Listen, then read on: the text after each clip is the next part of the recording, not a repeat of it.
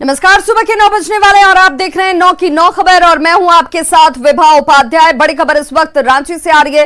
Remdesivir कालाबाजारी मामले में चार्जशीट दाखिल किया गया है। पर न्यायायुक्त के कोर्ट में 2 लोगों के खिलाफ ये चार्जशीट इस वक्त दाखिल होता हुआ कांके रोड निवासी राजीव कुमार सिंह के खिलाफ चार्जशीट दाखिल किया गया है।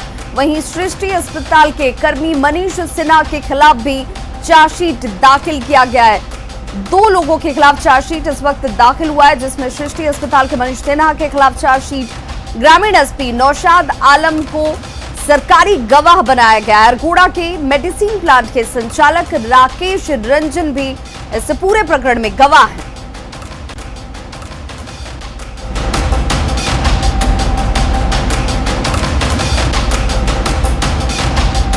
और सहयोगी संजय हमारे साथ इस वक्त ज्यादा जानकारी के साथ फोनलाइन पर रांची से जुड़ गए हैं। संजय, एक बड़ी कार्रवाई के तौर पर इसे देखा जाए क्योंकि चार्जशीट दाखिल होने का इंतजार किया जा रहा था और अब इन लोगों की मुश्किलें बढ़ती हुई। बिल्कुल जी, आप समझ सकते हैं कि जो सीआईडी के जो निवर्तमान एडीजी हैं आपको अनिल पाल्टा, जो उन पर भरोसा जताया जा रहा था, वो भरोसा कायम रहा। 2 लोगों के खिलाफ जो चार्जशीट दाखिल की गई है वो दरअसल आप जान सकते हैं कि चार्जशीट दाखिल की गई है, ये कांके रोड निवासी राजीव कुमार सिंह हैं और हीनू में जो सृष्टि अस्पताल के जो कर्मी है, जो दवा दुकान के कर्मी है, मनीष सिन्हा के खिलाफ, जिन पर साफ आ रहा था कि रेमडेसिविर की कालाबाजारी में ये दोनों लोग सीधे तौर पर शामिल थे। साथ ही इस मामले में जो बड़ी बात यह है, एक ग्रामीण एसपी नौशाद आलम को सरकारी गवाह बनाया गया है, लेकिन उन पर यह आधार दिया गया है कि उनकी मंशा रेमडेसिविर कालाबाजारी मामले में कोई कालाबाजारी की नहीं थी, बल्कि किसी की जान बचाने की मंशा थी।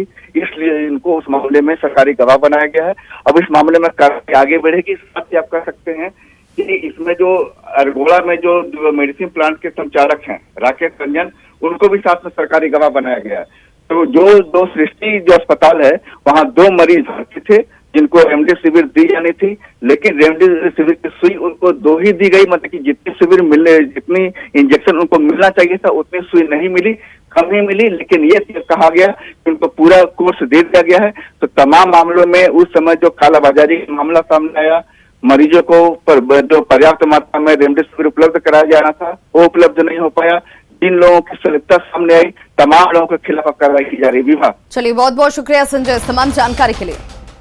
बाढ़ के भंडारक में जानलेवा स्टंट किया जा रहा है। ये तस्वीर हम आपको दिखाने जो जा रहे हैं, इन तस्वीरों को देखकर आप समझ सकते हैं कि किस तरीके से ये जानलेवा स्टंट इस वक्त बाढ़ के भंडारक इलाके में होता हुआ। ये तस्वीरें टाल इलाके के बिनुआ बसार पुल की है और पुल के नीचे महाने नदी में पानी लबालब भरा हुआ है और इस पानी में युवा जो हैं वो कूदते हुए भी आपको नजर आ रहे होंगे।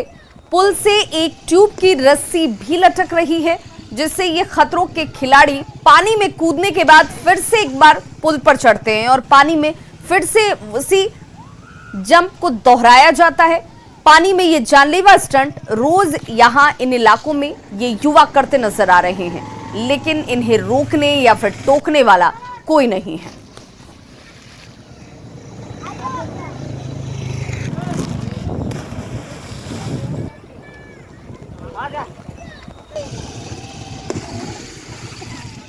किशनगंज के सिंघीमारी का एक वीडियो सोशल मीडिया पर तेजी से वायरल हो रहा है। इस वायरल वीडियो में एक दूल्हा अपनी नई नवेली दुल्हन को कंधे पर लेकर नदी पार करा रहा है। बताया जा रहा है कि यह वीडियो रविवार का है, जो कनकई नदी के घाट पर शूट किया गया। पलसा घाट पर पुल नहीं होने की वजह से बारात जब लौटी तो नाव से दुल्हन भी आई और घाट पर दूल्हे ने दुल्हन को कंधे पर उठाया और फिर सूखे जमीन पर लेकर आया। ये वीडियो क्षेत्र में काफी चर्चा का विषय बना हुआ है।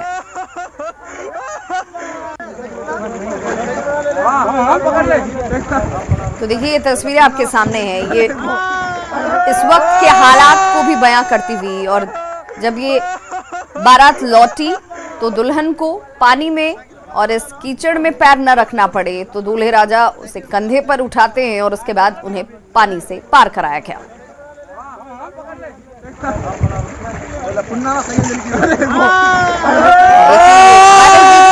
सोशल मीडिया पर तेजी से फैलता हुआ पुल नहीं होने की वजह से ये विवशता है, ये मजबूरी की भी तस्वीर है।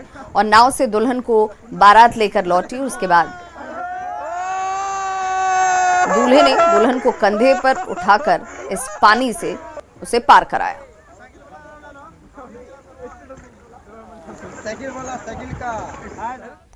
झारखंड के साहिबगंज में आकाशीय बिजली गिरने से एक छात्रा बेहोश हो गई और एक ताड़ का पेड़ धू-धू कर जलने लगा। तस्वीरें आपके सामने, एक्सक्लूसिव तस्वीरें आपके टीवी स्क्रीन पर, और आप इन तस्वीरों में साफ-साफ देख सकते हैं कि कैसे ताड़ का पेड़ जो है वो धू-धू कर जल रहा है। घटना कोटाल पोखर थाना क्षेत्र के दिलालपुर गांव की है और इस दौरान मौके पर काफी देर तक अफरा तफरी मची रही। बताया जा रहा है कि हल्की बारिश के बाद जोरदार आवाज हुई और घर से सटे ताड़ के पेड़ पर अचानक से देखिए आग लग जाती है। ताड़ के पेड़ से सटे किचन में युवती जो है वो काम कर रही थी और इस बिजली के गिरते ही वो बेहोश हो गई। बिजली पड़ा एखनी गाछ आगुन धरले है तार से तो वैशाली में मेहनार अनुमंडल के अलीपुर हट्टा पंचायत के मुख्तारपुर गांव के पास एक शख्स ने अपनी ही बाइक को आग के हवाले कर दिया। बाइक में आग लगाने का वीडियो वायरल हो रहा है। ये तस्वीर उस शख्स के बाइक की जिसने खुद सनक में आकर अपनी ही बाइक को आग लगा दी। बताया जा रहा है कि शख्स अपने ससुराल आया हुआ था। गंगा घाट के पास बाइक को आग के हवाले इसने कर दिया। आग लगाने के बाद युवक वहां से चला गया। मौके पर मौजूद लोगों के मुताबिक जिसने आग लगाई वो नशे में धुत था। लोगों ने उसे आग लगाने से रोकने की भी कोशिश की, मना भी किया, लेकिन उसने किसी की नहीं सुनी।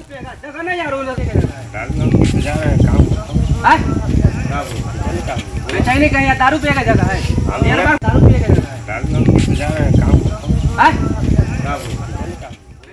मुंगेर के पूरब सराय ओपी क्षेत्र के रेलवे पुल के पास मुर्गा खरीदने के दौरान दुकानदार और ग्राहकों के बीच पैसे के लेन देन को लेकर विवाद हो गया।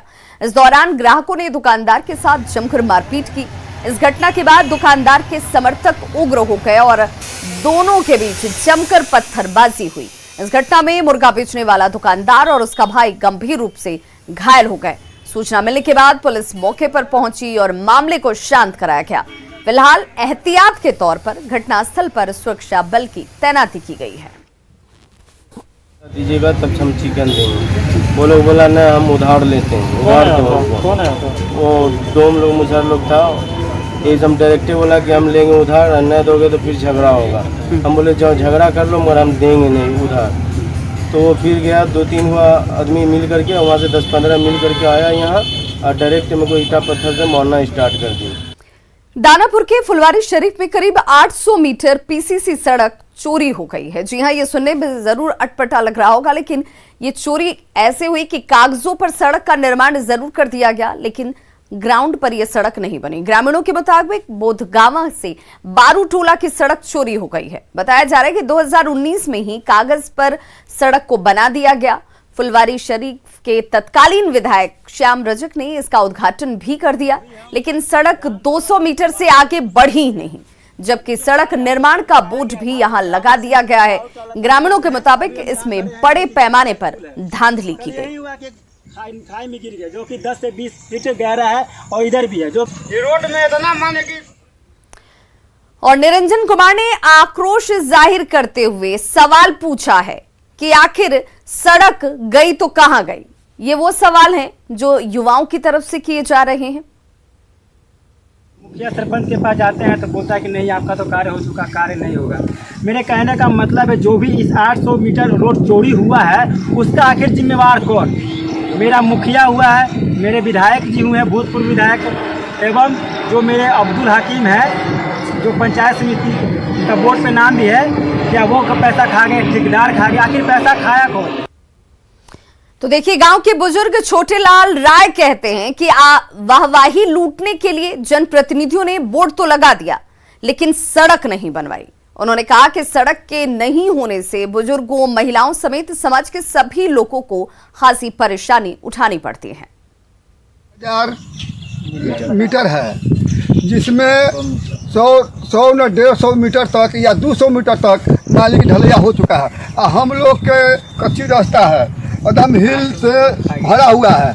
हम लोग बूढ़ा पुरानिया या बेटी पुतो जाता है, इसलिए कच्चर में जाता है। और दूसरा सवाल ही है कि मैं सब पास कर लिए हैं और लिख दिए हैं बोर्ड में कि हम समूचा ढलैया कर दिए और ढलैया के बाद में सोलिंग कर दी है और कुछ भी नहीं है। बिहार शरीफ सदर अस्पताल में बड़ी लापरवाही उजागर हुई है। सिविल सर्जन कार्यालय की छत पर भारी मात्रा में एक्सपायर्ड दवाइयां बरामद की गईं। अब बड़ा सवाल ये कि आखिर कैसे इतनी बड़ी मात्रा में दवाइयों को बर्बाद होने के लिए छोड़ दिया गया। देखिए संवाददाता अभिषेक कुमार की रिपोर्ट। अभी मौजूद है नालंदा जिले के सदर अस्पताल बिहार शरीफ में, जहां आप देख सकते हैं सीएस कार्यालय के ऊपर छत पर बड़ी संख्या में एक्सपायरी दवाई फेंकी गई है। जहां देख सकते हैं कि किस तरह से जो है यह माइक्रोजोल क्रीम है, तो ये है एम्पिसिलिन इंजेक्शन है जो हजारों की संख्या में शीशियाँ फेंकी हुई है। आप देख सकते हैं किस तरह से जो है ये इंजेक्शन है, ये इंजेक्शन जो है पूरा फेंकी हुई है। और कई ऐसी दवाइयाँ हैं जो एक्सपायर हो गई है और उसे फेंक दिया गया है। और सबसे बड़ी बात, इतनी बड़ी लापरवाही आखिर किनकी है जो इतनी बड़ी संख्या में यहाँ दवाइयाँ फेंकी गई है। सबसे बड़ी बात है कि सदर अस्पताल बिहार शरीफ के आसपास इर्द गिर्द कई ऐसे निजी जो दुकानें हैं दवाई का, वहाँ से सदर अस्पताल की दवाइयाँ मंगाई जाती है। और यहाँ पर मरीजों को सिर्फ ये बताया जाता है कि यहाँ दवाइयाँ नहीं हैं और इस बाहर से दवाइयाँ मंगाई जाती है, लेकिन यहाँ की दवाइयाँ जो हैं फेंकी जाती है। ये बड़ी लापरवाही सामने आ रही है। आप यहाँ के आस और दिखाते हैं यहाँ पर बगल में कि यहाँ पर कितनी बड़ी संख्या में अंग्रेजी दवाइयाँ फेंकी हुई है, जहाँ कि यहाँ पर जो अंग्रेजी टैबलेट हैं जो कई तरह के हैं, इंजेक्शन हैं कई तरह के जो फेंकी पड़ी है। यहाँ पर देख सकते हैं किस तरह से यहाँ दवाइयाँ फेंकी हुई है। यहाँ पर एमोक्सिसिलिन दवाइयाँ हैं जो इसका एक्सपायर फरवरी 2021 है, जहाँ पर जो एक्सपायर की गई है। यहाँ पर और ऐसे कई इंजेक्शन हैं जिसमें एट्रोपिन सल्फेट इंजेक्शन है, ये भी मई 2021 में एक्सपायर की गई है, जिसके बाद इसे फेंका गया है। यहाँ पर एक तरह से कहा जाए तो बड़ी संख्या में यहाँ दवाइयाँ फेंकी गई है। जो मरीजों को उपलब्ध होना चाहिए था वो आज सीएस कार्यालय की छत पर सोहा की वस्तु बन गई है, कचरे के भाव में फेंका गया है। हालांकि स्वास्थ्य विभाग के कर्मी ये चाह रहे थे कि बाहर फेंकेंगे तो मीडिया को हाथ लगेगी, लेकिन किसी भी तरह से न्यूज़ 18 के कैमरे से वो बच नहीं पाए और सारी की सारी ये मामला को उजागर करने का काम किया गया है। नालंदा से न्यूज़ 18 के लिए अभिषेक कुमार। लक्ष्य 6 लाख रखा गया, लेकिन अब तक सिर्फ 1,65,000 लोगों का ही टीकाकरण हो पाया। सदर हॉस्पिटल के अलावा 15 पीएचसी पर टीका लग रहा था। जहानाबाद की ये तस्वीर है, जहां जिले में अब टीका ही खत्म हो चुका है। इसकी वजह से टीका लेने के लिए लोगों का पहुंचना अस्पताल तो लगातार जारी है, लेकिन मायूस होकर इन लोगों को यहां से लौटना पड़ता है। लोगों ने नाराजगी भी जाहिर की कि रोज उन्हें वैक्सीन के लिए दौड़ लगानी पड़ती है, लेकिन वैक्सीन की उपलब्धता नहीं है। कोरोना का टीका लेने के लिए युवक कई दिनों से सेंटर पर पहुंच रहे हैं, लेकिन सेंटर पहुंचने के बाद बताया जाता है कि वैक्सीन ही नहीं है। फिर अगले दिन आने के लिए उन्हें एक बार फिर से कहा जाता है। 90 का फर्स्ट डोज लेने के लिए आया है। क्या हुआ, मिला? नहीं मिला। क्या बोला गया? चला गया तो पब्लिक को पता चला कि नहीं, डोज है ही नहीं, खत्म हो चुका है। वहीं जहानाबाद सदर हॉस्पिटल के civil surgeon doctor Ashok Kumar Chaudhary का यह दावा है कि उनके जिले में कोई दिक्कत ही नहीं है। व्यवस्था इतनी दुरुस्त है कि दूसरे जिले से लोग भी वैक्सीन और इलाज के लिए जहानाबाद आते हैं। 30 जून को टीका की खेप आने की उम्मीद है, जिसके बाद फिर से टीकाकरण एक बार फिर से सुचारू रूप से शुरू हो पाएगा। आपूर्ति नहीं है, जो वैक्सीन आएगा तो अब जहानाबाद में तो कभी कोई दिक्कत हुआ नहीं। ये तो देख रहे हैं हम लोग कितना अच्छा मैनेज किए हैं। जो दूसरे जिला से भी पेशेंट हमारे यहाँ आकर के ठीक होकर के गए, तो इतहाम भी जैसे कि वैक्सीन के इंतजार में हम लोग हैं। केंद्रीय गृह मंत्रालय ने बिहार के 6 जिलों को नक्सल प्रभावित जिलों की श्रेणी से अलग कर दिया है। वहीं औरंगाबाद जिले को डिस्ट्रिक्ट ऑफ कंसर्न की श्रेणी में डाला गया है। लखीसराय और जमुई जिले की बात करें तो इन जिलों को सर्वाधिक उग्रवाद प्रभावित जिले की श्रेणी में रखा गया है। और पूरी खबर बिहार पुलिस मुख्यालय से बता रहे हैं संवाददाता अमित कुमार। मंत्रालय ने नक्सल प्रभावित जो जिले हैं, उग्रवाद प्रभावित जो जिले हैं, उसका वर्गीकरण नए सिरे से किया है। बताते चले कि बिहार के जो 6 जिले हैं उन्हें नक्सल प्रभावित जिलों के श्रेणी से बाहर कर दिया गया है और 10 जिले जो हैं वो अभी भी नक्सल प्रभावित श्रेणी में उन्हें रखा गया है। और इस संदर्भ में जो है सुरक्षा संबंधी व्यय यानी कि SRE योजना में जो है इन जिलों को जो है वो शामिल किया गया है।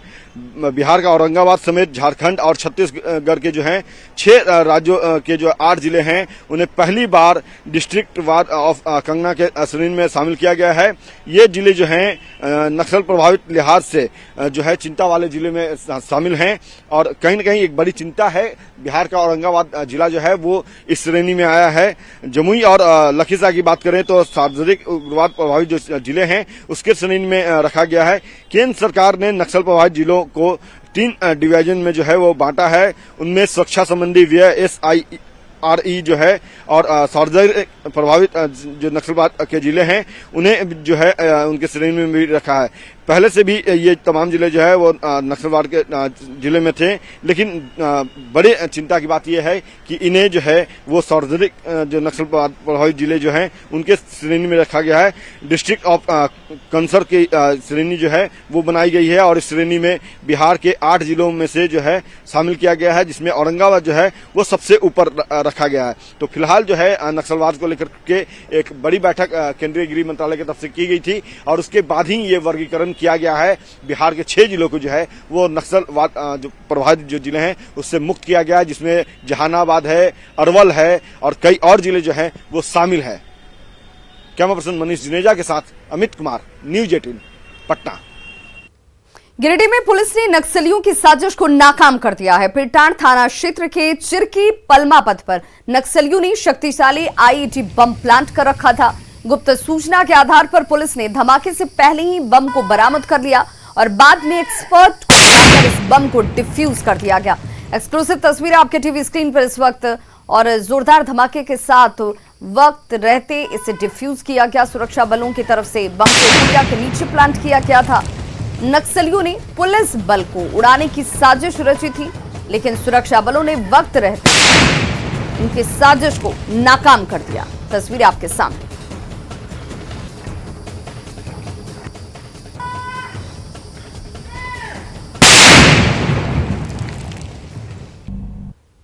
ब्रेक के बाद एक बार फिर से आप सभी का बहुत स्वागत है। जमुई के बरहट थाना इलाके में अवैध बालू ले जा रहे एक ट्रैक्टर ने युवक को रौंद दिया, जिससे युवक की मौके पर ही मौत हो गई।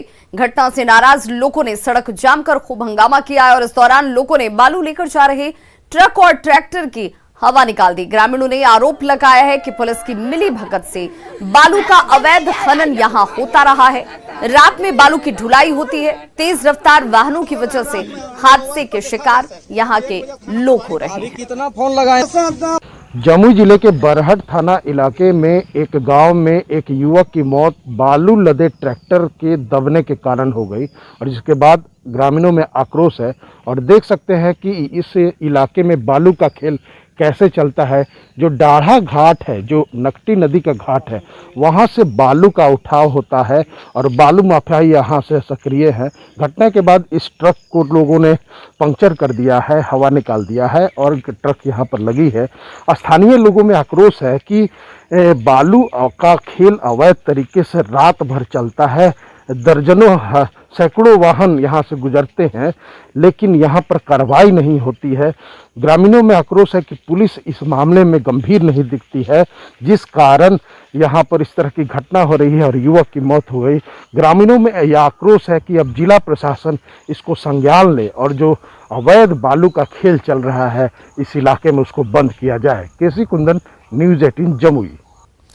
तो वहीं मृतक के चाचा ने आरोप लगाया कि अवैध बालू लदे ट्रैक्टर ने उसके भतीजे को रौंद डाला। रात में ही वो थानेदार को कॉल कर जानकारी दे रहे हैं, लेकिन वो सुबह में पहुंचे। के बाद उधर ट्रक वाला ट्रैक्टर चला रहा था, भुना जादव का बालू गाड़ी जो है ट्रैक्टर लोडिंग था बालू, उसके बाद में जो है कुचल के भाग गया। अब भाग गया उसके बाद में यहाँ इसके घर पर भी आए, उसके बाद में सब जीव जो है भाग गया है। रात में गाड़ी उड़ी लेके भाग गया है और थाना प्रभारी को 1 बजे रात से फोन कर रहे हैं और उसके बाद में थाना प्रभारी नहीं आ रहा है। अभी तब 5 बजे सुबह में पहुंचे हैं थाना प्रभारी से।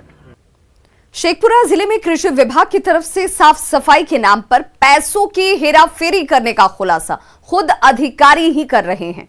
शेखपुरा जिले के 6 प्रखंड कार्यालय में साफ सफाई और स्वच्छता के नाम पर प्रति महीने हर माह जो है वो कार्यालय को 25,000 रुपए दिए जाते हैं, लेकिन बरबीघा के प्रखंड कृषि पदाधिकारी ने कहा कि आज तक एक भी पैसे उन्हें नहीं मिले हैं। इसे लेकर कई बार वो जिला कृषि पदाधिकारी को पत्र भी लिख चुके हैं, लेकिन अब तक कोई कार्रवाई नहीं हुई। वो चंदा कर साफ सफाई करवाते हैं। वहीं जिला कृषि पदाधिकारी का यह दावा है कि 15,000 रुपए हर प्रखंड को दिए जा रहे हैं।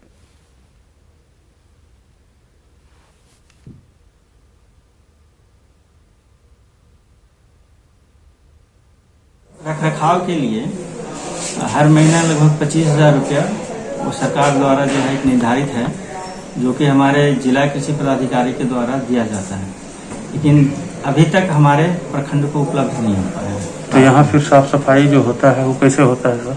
वो बस हम लोग के स्तर पे जो है मतलब कर लेते हैं, या तो फिर अपने पॉकेट से खर्च करके करते हैं। हाँ।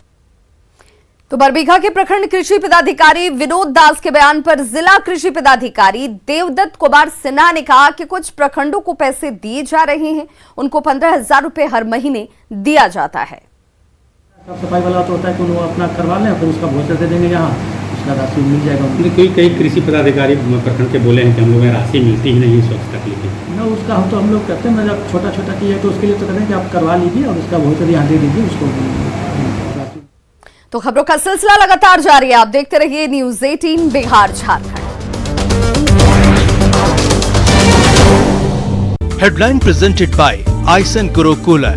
गर्मी शुरू